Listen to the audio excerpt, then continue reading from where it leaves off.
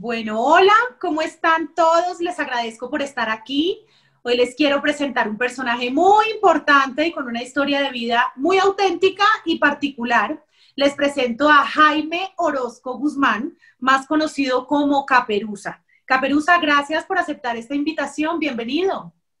Gracias a ti por esa entrevista tan linda, porque eres brillante y yo no doy casi entrevistas sino a genios, no a genios, sino a gente que tiene la capacidad social y cultural de poder entrevistarme.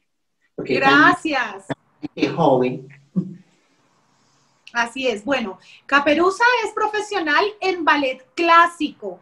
Toda su vida ha sido preparador de reinas, fue estilista, hizo cine, teatro, cientos de comerciales de televisión y recientemente escribió un libro. Yo compré el libro, me lo leí, me pareció fascinante leer y encontrarme con toda esa cantidad de historias de la Bogotá de los años 50, 60, 70 que no conocía. Y cuando terminé el libro dije, yo tengo que entrevistar a este personaje. Y a través de un amigo, Juan Diego, pude llegar a Caperuza. Y bueno, su libro se llama No se me nota. Este es el libro de Caperuza. Caperuza, ¿qué es lo que no se le nota? ¿Por qué el libro se llama así? Porque es un desafío a la sociedad bogotana de doble moral. Porque en mi época de los años 70, la única que se me notaba era a mí como travesti, como peluquera, como estilista, porque todas eran Bogotá, en la cual todas eran de closet. A mí no me interesó ser de closet. Yo siempre fui muy abierto desde mi niñez, como lo cuento en el libro. Entonces, nunca se me interesó que se me notara o no se me notara. Entonces, a la gente de mi comunidad le interesaba que no se le notara. A mí me daba igual que se me notara o no se me notara. ¿Y cómo fue esa construcción de ese libro? Recopilar tantas historias, tantas anécdotas. ¿Cómo fue esa construcción del libro No se me nota? Vea, los libros no se escriben solos. Los libros se escriben con la complicidad. Y tuve un equipo de gente maravillosa, de chinos jóvenes, porque aprendí a una gran persona como fue Madame Crepé, que la nombré en el libro, que ya era una señora adulta, de las primeras que tuvo, que fue una señora Kish en Colombia, un icono de Colombia, y ella siempre me dijo, Caperuza, cuando llegue uno a grande, nunca es rodearse de gente de la misma tanda de uno, y es cierto, debe rodearse de gente joven, que le aporte, que lo nutra. Y entonces yo, como que fue una experiencia de vida muy grande gracias a Dios, paso por mi vida y compartí con ella muchas cosas. Entonces, eso lo dejé para toda mi vida, que me rodeara de gente joven. Entonces, un chino libretista, otro politólogo, otro literato, en noches de tertulia, en las chimeneas, con el vino. Así se fue creando el libro. ¿Y cómo era esa Bogotá que usted menciona que era la Atenas suramericana? ¿Cómo era esa Bogotá que usted vivió en los años 60, 70 en Bogotá? Bogotá era una Atenas, por eso se llamaba la Atenas suramericana. Era totalmente europea, una Bogotá que desapareció, porque no tuvo una planeación urbanista que conservara de verdad el Bogotá antiguo que ustedes no conocieron, que era una belleza. Cuando llegué a Europa por primera vez en el año 68, a mí no me descrestó Madrid, porque yo venía de un Bogotá que era como totalmente europeo. Bogotá, en los colegios aprendíamos francés. Era casi la segunda lengua que se hablaba en Bogotá. No se hablaba inglés, era la segunda lengua, era francés prácticamente. Entonces era un Bogotá donde era el glamour, la sofisticación, aquellas cosas que se perdieron, ¿no? En el libro, el personaje sin duda más importante para mí, esto sí es una pregunta netamente personal, su mamá, Caperuza, es un personaje muy importante. ¿Por qué este personaje es tan fugaz y desaparece en la mitad del libro? Antes de la mitad del libro, ¿por qué desaparece este personaje? Gracias por esa pregunta. Hay una cosa grande en la vida, mía, porque es que en la gente gay, la columna vertebral es la madre. Se muere la madre, y lo he dicho siempre, la única huérfana de una casa siempre es la solterona y la marica. Entonces siempre uno no tiene sino Dios y madre. Apenas se desaparece ella, es un dolor muy grande y eso es muy pocas, para superarlo es muy duro porque los hermanos todos tienen sus hogares, ¿no? Sus hijos, sus esposas, y están rodeados de hogar, de un núcleo familiar. En cambio el gay no, el gay es su madre, después de Dios, madre. Así es. Caperuza, usted me corrige, por favor, si estoy equivocada. Usted es transgénero, es decir, que usted es un hombre al que le gustan los hombres, pero eventualmente se vestía o se viste de mujer. ¿Cómo vivió usted esas primeras experiencias como trans en Bogotá en esa época tan maravillosa? Yo no soy transgénero, soy travesti. Transgénero es aquella que ya se pone siliconas y tienen busto y siguen siendo hombres. Okay. Travesti es el hombre que se viste de mujer. Yo soy travesti. Ok. Ser travesti era el romper los mitos de una sociedad para Colombia que era muy difícil, ¿no? Era una sociedad mojigata. Habían en Bogotá, siendo una ciudad tan linda, no había sino 4 restaurantes, que yo los nombro tal vez en el libro. Y Bogotá prácticamente, mi abuela tenía un show maravilloso. Mi abuelita era Rola, nacida en 1800. Entonces ella, para ella, dijo, el día que Bogotá llegue a las 100 prefiero morir, porque Bogotá llega prácticamente hasta las 72. Entonces Bogotá era una ciudad en la cual no eran casas, eran mansiones, eran quintas muy lindas. La séptima era una calle muy angosta. Bogotá llegaba pavimentado como hasta las 127, tal vez, no más. Y más eran, imagínate tú, eran muy pocos habitantes en Bogotá. Entonces todo el mundo se conocía, era un pueblo grande con un glamour y una etiqueta, y por eso se llamaban cachacos. En su libro usted menciona que tuvo una infancia maravillosa. Usted nació en Bogotá, en el barrio Santa Fe, y que empezó a estudiar ballet con la señora Tila de Hércole, la mamá de Raquel Hércole. Cuéntenos sobre esos 14 años de su vida bailando ballet en Colombia y en Europa. Ay, mija, yo creo que para todo niño y todo adolescente siempre ha tenido la niñez y la adolescencia es maravillosa. Porque yo creo que así sea de provincia, así sea, eso no tiene estrato, porque la niñez es la aventura de la vida y el núcleo familiar nunca se recupera, porque hay el amor y la calidad humana de los hogares. Yo creo que se ha perdido mucho eso, pero en la cual así la gente sea humilde, hay ese amor y esa complicidad en la familia. Entonces siempre yo creo que para todo ser humano recordará la niñez. La niñez es lo principal y es donde se forma la persona, donde se forma el ser humano, donde dan las herramientas para poder salir adelante y enfrentarse a un mundo desconocido. Dentro de las historias del ballet, en su libro cuenta que fue comodín. Cuéntenos qué es eso de ser comodín y cómo fue esa experiencia en Europa siendo comodín en el ballet. Y hay una cosa muy grande en el ballet, en las grandes compañías, ¿no? En las grandes compañías de Europa y del mundo, Rusia, las grandes del mundo, siempre hay comodines porque las compañías siempre son muy grandes y cuando son las giras, las niñas tienen percances, ya sea tienen percances de salud, de menstruación, de tantas cosas que pueden suceder, que las niñas siempre son más débiles que los hombres. Entonces siempre hay que elegir un comodín para, por si alguna niña falla en el momento de la función, tener un comodín, un backup, como se diría. Entonces, ahí siempre hay que escoger uno que sea talla 8, 1,72 de estatura, porque el ballet es riguroso y es disciplinado. Es una cosa que es una disciplina, es riguroso. Entonces tiene que tener 1,72 de estatura, talla 8 totalmente. Entonces, si llega a fallar una niña por cualquier cosa que pase, hay un comodín. Y además usted de Europa recuerda también ese gran amor que tuvo ese hombre que incluso vino a visitarlo acá a Bogotá. Sí, cuando uno es joven, el ser humano cuando es joven no tiene género. Cuando es joven tiene el mundo en sus manos.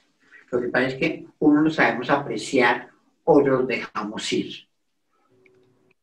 Cuando llegó este hombre de sorpresa a visitarlo acá a Bogotá, ¿cómo hizo usted con su papá y con su mamá? ¿Cómo hicieron? ¿Dónde lo escondieron? Era una época muy difícil, era una época que mi mamá, las madres siempre son las más cómplices de los hijos. La madre es la cómplice siempre de sus hijos.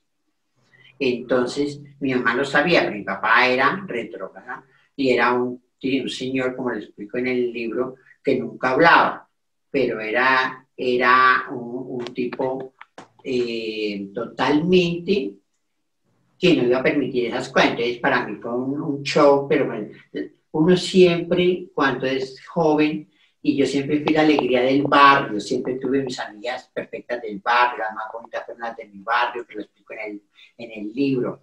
Son amigas que tengo de hace 60 años, de mi niñez, de las primeras piñatas. Llegaron las niñas Williams, que fueron las primeras morenas que hubieron en el barrio, porque aquí no se veían gente de color en Bogotá. Era muy raro ver ni siquiera empleadas del servicio, empleadas del servicio eran morenas, todas no se veía gente morena. Estas eran las primeras niñas jamaicanas que el papá vino como de la Chevrolet, lo trajo que era jamaicano porque era un gran mecánico. El señor no hablaba español y eran las dos niñas morenas del barrio muy lindas, Gladys y Alice Williams.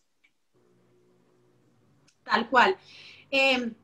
En su libro y en diferentes entrevistas, siempre usted, Caperuza, ha hecho una crítica a la sociedad.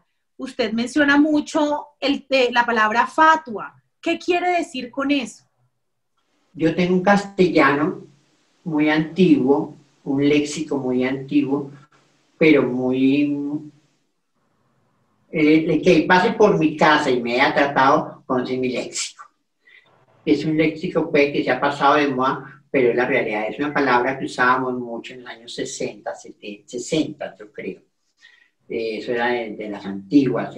El ser fatuo es una persona que se la cree y no lo es. ¿Como quiénes, por ejemplo? Como en la actualidad, como diríamos, a la gente emergente que cree que es y no lo es. Y en su ejercicio profesional, con presentadoras de televisión, reinas, modelos, ¿le tocó lidiar con mucha gente fatua? Mucha. Hasta la actualidad, hasta estos momentos, aunque ya dejo de trabajar, dejé de trabajar en el medio hace 6 años, todavía sigo tropezando. Políticos. Y personas de pronto que usted descubrió, que lanzó al estrellato, por decirlo así, y que ya no se acuerdan. Son muchas y son tantas, no acabaría la lista, gente que llegaron en flota, que la recogí en el terminal, y eso no quiere decir que mejore a la persona, porque todo el mundo tiene derecho a volar. Lo que pasa es que a la gente se le olvida cómo llegó a Bogotá. Y quién le sirvió de trampolín, porque la gente todo el mundo tiene sus dones. Entonces uno tal vez cuando hacía casting ayudaba a eso para que fulana funcionara, o sutano, y a la gente se le olvida. Así es. ¿Cómo hacían, Caperuza, los travestis de la época para conseguir las pelucas, las pestañas postizas, los zapatos? ¿Cómo hacían ustedes en esa época? Ser travesti en Colombia, éramos tan poquitas, éramos un grupo muy pequeño y tenían que ser adineradas y tener talento. Porque la que no tuviera talento no podía ser travesti, ni que tuviera dinero, porque aquí no se conseguían unos zapatos, no se conseguían unas pestañas, no se conseguían una peluca. Siempre tocaba que ir a Nueva York y comprar las pelucas, los zapatos, las pestañas. Aquí no existía eso. Entonces, Claro. una travesti no podía ser, una travesti no tenía la facilidad para poderse trepar, como diciendo, ¿A qué se dedicaban sus amigas travestis en esa época? Eran muy cultas, ¿saben? A mí me tocó una época del travestismo muy decoroso. Eran pianistas, eran profesoras, eran floristas, eran cortineras, hacían cortinas maravillosas, tenían talleres de eso, eran de alta costura, eran, ¿qué te digo yo? Peluqueras de gran prestigio, eran decoradoras, siempre estaban metidas como en el arte, ¿no? La época que usted vivió de los travestis en su época, tenían mejores amistades, eran más cómplices, eran más sinceros que ahora. Yo creo que sí. Como éramos tan poquitas, y las que eran travestis se tenían no apartamentos, eran quintas en Los Rosales, en la 90 y pico, cuando en Bogotá llegaba hasta las 127 más o menos, 118 eran las casas, pero casi todavía en Rosal, Chapinero Alto, que eran quintas, casas lindas. Entonces, como no había bares públicos y era delito ser travesti, entonces, era delito. Era un delito. Entonces hacían las grandes fiestas en sus casas. Aquí está una historia bastante particular de Manuel Olarte, que era un churro además, ¿no? Yo no sé si lo alcanzan a ver, Manuel Olarte aquí, y aquí era María Raquel Olarte, este personaje churro, bello de la época, se vestía de mujer, y lo metieron a la cárcel porque era delito en esa época, ¿no? Caperuza, cuéntenos un poco de esta historia de María Raquel Olarte. Yo tuve la fortuna de conocerlo siendo un adolescente, porque él vivía en la Candelaria, en la calle 11 con segunda, en un apartamento de estilo francés, que todavía existe el edificio, 272 me parece que es el número. Y él pasaba todo el día, yo lo cuento en el libro, por la programación de mi mamá, era un señor con una presencia, porque su profesión era abogado, pero también era profesor de francés de ciertos colegios más prestigiosos del Gimnasio Moderno en Bogotá. Pero de hombre era Manuel Roberto Olarte y de mujer María Raquel Olarte, con una sagacidad y con una, ¿qué te diría yo? Con un avance para la época. Ella engañó a un hombre por cartas español y lo hizo venir a Colombia y se casó con él y falsificó papeles. Mira, aquí está en tu libro, mira este recorte de periódico, viernes 25 de septiembre de 1959, mañana se casarán Raquel Olarte y el doctor Luis Felipe Barajas. ¿Será este yo creo que fue el primer matrimonio de una travesti? El primero y el único que yo creo que ha habido en Colombia. O sea que todo lo que han hecho las travestis con los derechos que hay ahora y con las leyes, nunca han hecho y han sido tan arriesgadas como lo fue, porque tenía la clase, el poder y el dinero. Caperuza, usted ha hecho miles de comerciales de televisión, ha trabajado en cine, en teatro, pero además por más de 25 años hizo castings. Usted ha hecho unos castings, sí, y hay una historia que a mí me fascina, y esa sí quiero que me la cuente con pelos y detalles porque es una historia encantadora, y es la de Endri Cardeño. Cuénteme usted cómo descubrió a Endri y por qué Endri. Vea, yo hice mucho casting para comerciales y yo tenía las grandes cuentas de Colombia. Hacíamos comerciales en Los Ángeles, en México, tenía unas cigarrillos, que era una época que el trabajo era, y sigue siendo maravillosa la publicidad, porque es el engaño al mundo, ¿no? Todo lo que se publicista, lo que se hace publicidad, nada es verdadero. Entonces, siempre tuve la fortuna de tener las conexiones para hacer buen casting, porque yo me iba de casa en casa y tocaba y hacía el casting, lo mismo cuando hacía la convocatoria para señorita Bogotá, o yo duré muchos años trabajando. Yo creo que fue las primeras que trabajé en el Instituto de Cultura y Turismo para hacer la convocatoria de las reinas de Bogotá. Entonces, yo trabajaba en RCN y llevaba a las modelos y hacía casting de locaciones y hacía mucha cuestión en RCN, y ellos estaban buscando a la Laisa. Es un proyecto argentino que lo hizo Florencia de la B.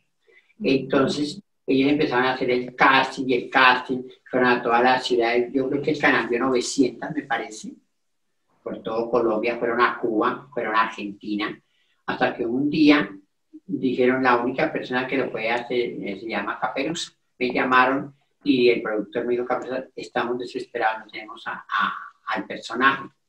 Yo hablé con el director y el director me duré hablando con él mucho tiempo y me dijo: Mario Rivero, mire, Caperuza es un personaje como tú eras hace 20 años o 25 años. Tú eras 25 años menos, tú eras el personaje. Entonces dije yo: no. Me dijo: tiene que tener clase, decente, pero tener tetas. Si no las tiene, se las ponemos, estamos angustiadísimos. Entonces, bueno, la reunión se hizo, yo cobro tanto por el casting, si la consigo. Para mí, yo creo que no hay nada imposible en las personas incapaces. Entonces, yo era de los castings más difíciles para mí. Yo empecé a llamar a todas las ciudades, pero ya todas las ciudades habían ido y habían buscado y no habían encontrado. Llamé a Cúcuta, ya el canal había ido a todas partes. Me fui al barrio Santa Fe, tampoco la conseguí. Yo hice ¿cómo te dijera yo? Rebusqué por todas partes, fui a peluquerías, llamé a París, llamé a Madrid, llamé a Brasil, llamé a donde hubieran colombianas, y yo decía: ¿quién es capaz de hacer ese casting? De las que yo conocía, nadie. Y en Santa Fe, bueno, cualquier día, una de apellido, una niña Majana, me dijo: la única que la puede hacer es Endri, pero Endri está en Italia. Que yo dije: ya, pues en Cúcuta me dijeron: la única que lo puede hacer es Endri y está en Italia. Era como la tercera vez que me lo decían. Yo decía: pero ¿quién es Endri? Dios mío, no, ella es magnífica, es maravillosa, pero está en Italia. Nadie me daba contacto de Endri. Yo dije: bueno, esto, Dios mío, yo tengo que seguir. Yo hice convocatoria, fui a las escuelas de teatro, hablé con los directores de las escuelas de teatro, planteé el proyecto, les dije: les ponemos las prótesis, quién se arriesga. Yo hice una convocatoria como de 70 tal vez, de todas las que vi, salí como a 15, yo creo. Esas 15 las llevé al canal, ninguna funcionó. Entonces, actores de teatro, porque eso lo hicieron actores heterosexuales, hicieron el casting para ver si se lo podían ganar, y no lo lograron. Hasta que un día Majana me dijo, le dije yo a Majana: mire, yo te doy mi teléfono, si tú tienes contacto con él, por favor, dale mi teléfono.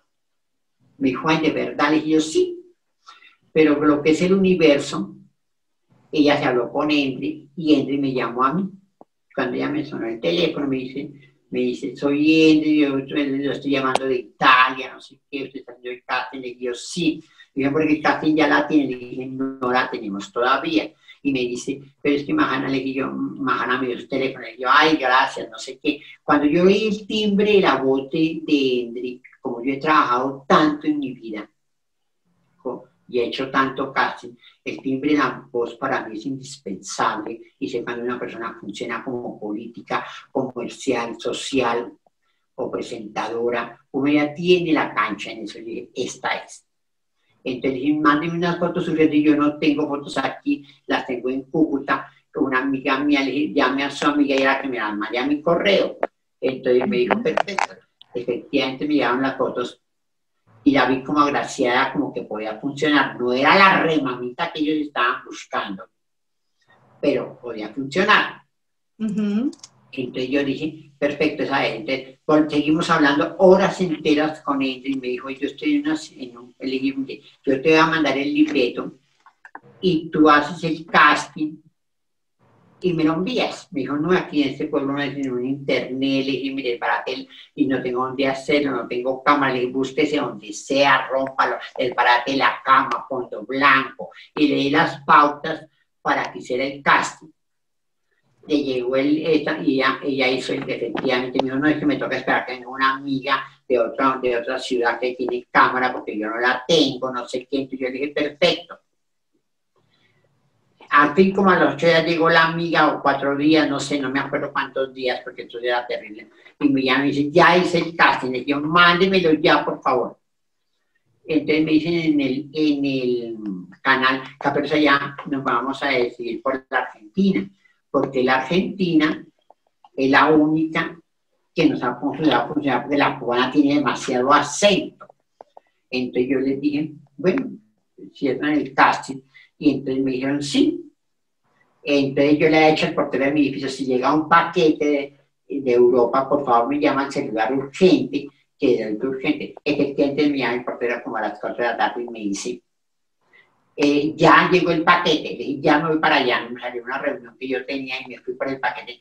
Y yo sin ver el casting me fui inmediatamente para RCN y ¡pum! Llevé el video y le dije, aquí está Laisa. No puedo creerle, esa es Laisa. Y yo no había visto el casting. Entonces me dijeron, pero lo mandé en video 8. Y resulta que en el canal no había para poderlo ver, tocaba verlo, no se podía verlo en el canal por ningún lado. Me dijeron, no, toca verlo en Telecolombia, que ahora es Costa de Colombia, que queda entre aquí. A las 8 de la mañana nos encontramos para verlo. ¿Estás seguro que esa es Laisa? Le dije, esa es Laisa. Mentira, yo no la había visto. Entonces me dicen, bueno, Caperuza, mañana lo vemos. Entonces yo llamo a él, le dije, ¿cómo que el casting? Me dijo, divino, no sé qué, espero que le guste. Le digo, bueno, mija, tenga medio todo listo, tenga todo perfecto, porque yo creo que usted es. Yo no he visto el casting, mañana lo vemos a las 8 de la mañana, pero tenga sus 4 mechas listas, porque en cualquier momento te mandamos el tiquete para que tengas a Colombia. No puede ser, le digo, esperemos a ver, yo te aviso. Entonces, efectivamente, a las 8 de la mañana llegué yo a Telecolombia a ver el casting. Y me dicen, el casting era maravilloso, maravilloso, maravilloso. ¿Les gustó? Yo me estremecí, dije yo, ahí tienen a Laisa. Y me dice el productor, ¿usted responde por ella? Y la respondo por ella. Y el director dijo, a mí me encanta. El productor dijo, yo tengo duda. Entonces el asistente de dirección dijo, a mí también me gusta. Entonces dijo el productor, en tus manos está Caperuza. Dije yo, perfecto. Entonces dijeron, esa es.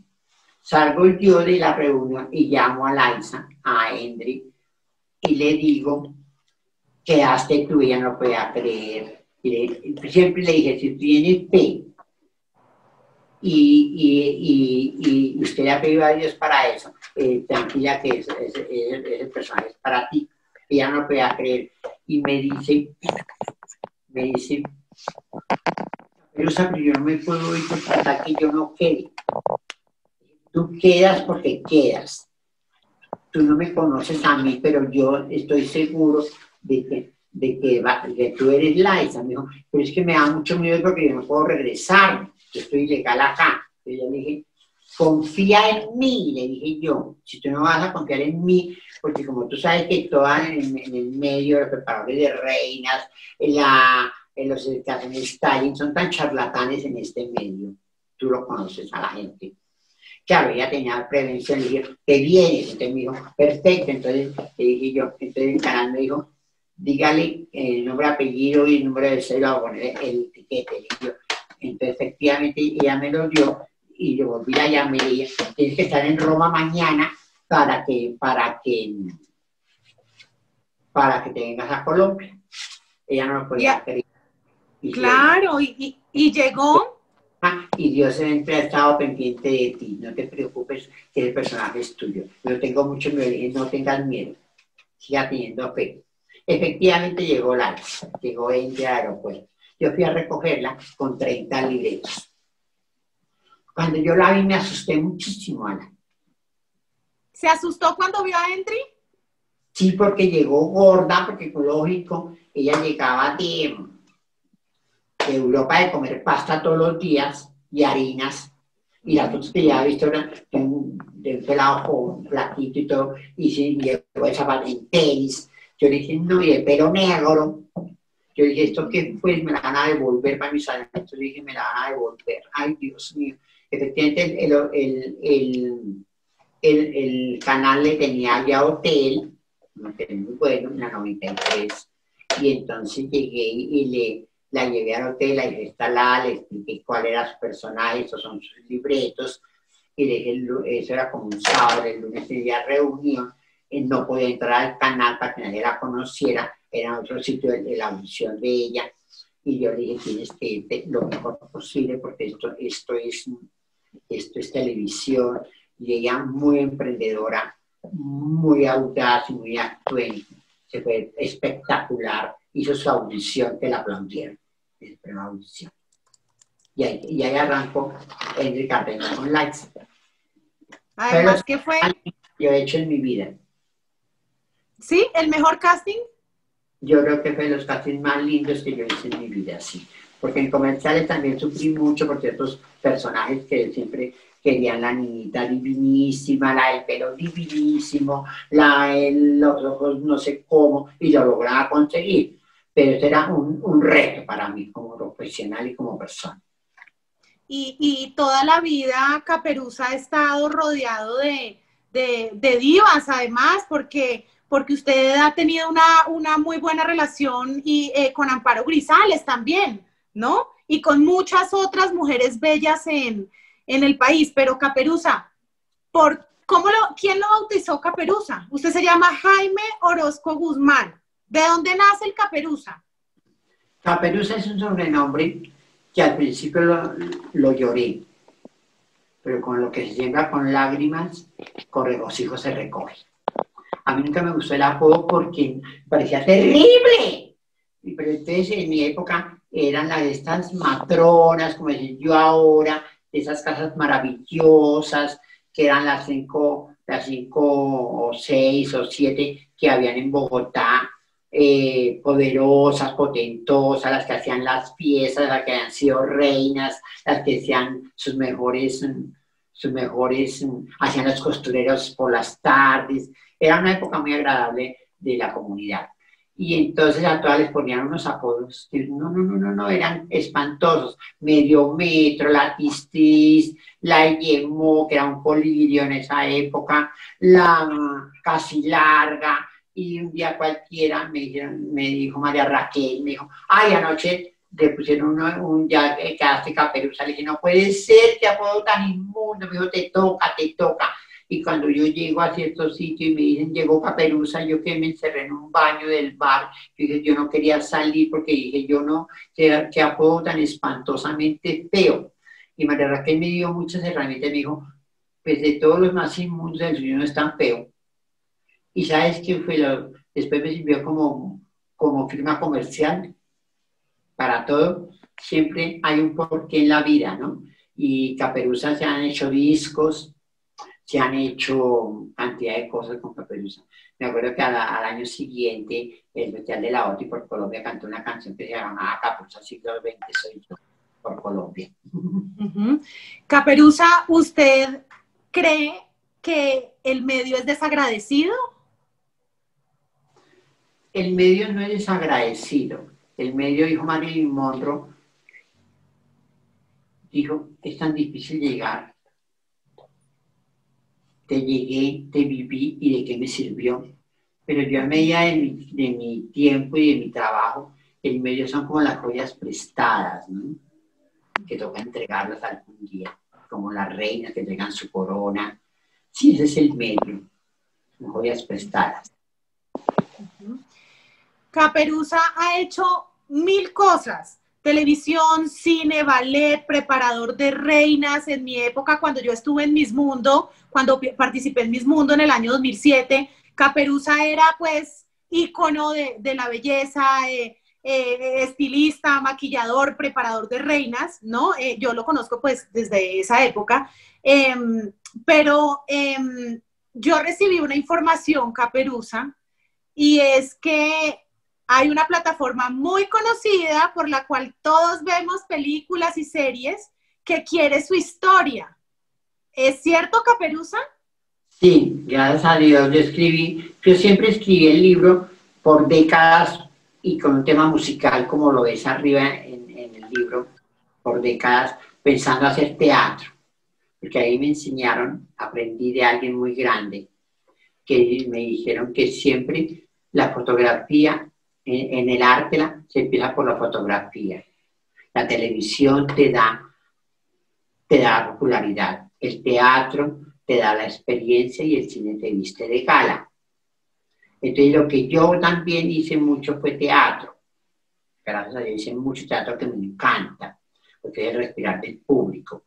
Pero entonces yo lo escribí pensando en teatro, en una obra musical. Pero gracias a Dios se tocaron las puertas y hay 2 proyectos, pero ahora con esta la cuarentena se dispersó un poco, pero está en negociaciones todavía, ¿no? Entonces, se le hizo el veneno, se alargaron los personajes, todo lo que pide una programadora. Y también un pajarito me contó que usted en esta cuarentena ha estado muy juicioso escribiendo otro libro, un libro sobre la vejez. Caperuza, ¿usted nos puede contar de qué se trata? De filtrar, y eso que no soy famoso de filtrar tanto, mija. Sí, estoy escribiendo un proyecto muy lindo que se llama El arte de la vejez. Hay una frase que usted siempre repite y es que, ¿cómo es? La juventud dura, corríjame usted esa frase, Caperuza. La juventud es muy corta y la vejez es muy larga. La voy a registrar, ¿sabes? Porque ya hay mucho lo que la gente se ha apoderado de esa frase. Es que la juventud, eso no tiene género. La juventud es demasiado corta. El ser humano quiere siempre siendo joven. Y uno envejece físicamente, pero no mentalmente.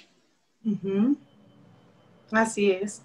Bueno, Caperuza, pues yo de verdad le agradezco infinitamente por haber aceptado esta invitación, por haber abierto su corazón, por querer contarme toda esta cantidad de cosas, unas que estaban en su libro y otras que no, que a propósito les recomiendo todos los que quieran leer el libro de Caperuza, No se me nota.